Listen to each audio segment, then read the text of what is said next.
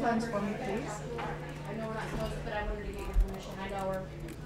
Okay, you need to stand up nice and straight for me. We're not supposed to talk to one another in there. The United States incarcerates more people than any other country in the world.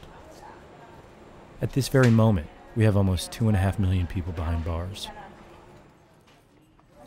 And the number of women in prison in this country has increased by more than 800% in the last 30 years. Okay, ladies, all the way to the back. Watch the door behind you.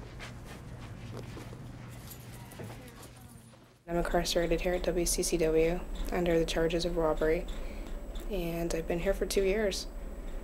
And I've had a tough life. You know, I've always been in and out of drugs. I knew I would either end up here dead, and I guess this is the better of the two.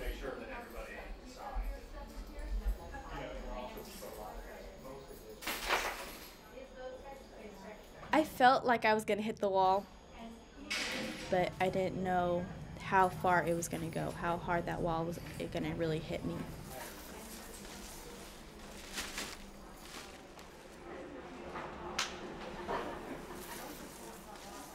One thing led to another, and I started getting my money illegally, various ways. Some was identity theft stuff, and some was selling drugs.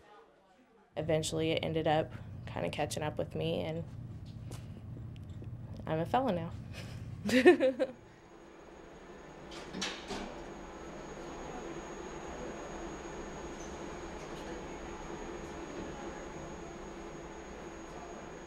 I mean, I was young and I was dumb.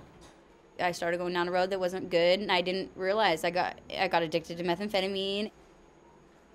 And I started writing checks to support my drug habit. And then after that, I was just like, I was a felon.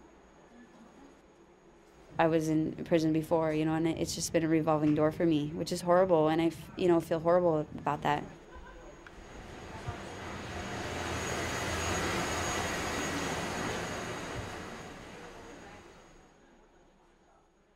Me and my boyfriend had gotten in trouble.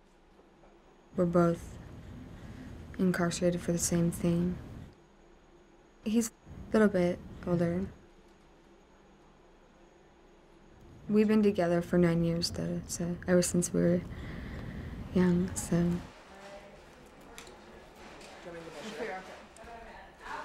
Each of these 5 women started serving their time while they were pregnant. And this happens more than you would probably imagine. In fact, 1 out of every 17 women who enter prison do so while pregnant. And women that come into prison while pregnant usually have other things in common too. They tend to have much higher instances of prior homelessness, poverty, substance abuse and addiction, and physical and sexual abuse. You have to do a strip in, and they write down like any identifying marks, and they give you a pregnancy test. So it was a horrible moment because I'm standing there naked, and she tells me that I'm pregnant. My heart just broke because I just had to walk away from my firstborn child, and now I'm in prison and I'm about to have another one. And I was 19, and it was sad and scary, and I was confused.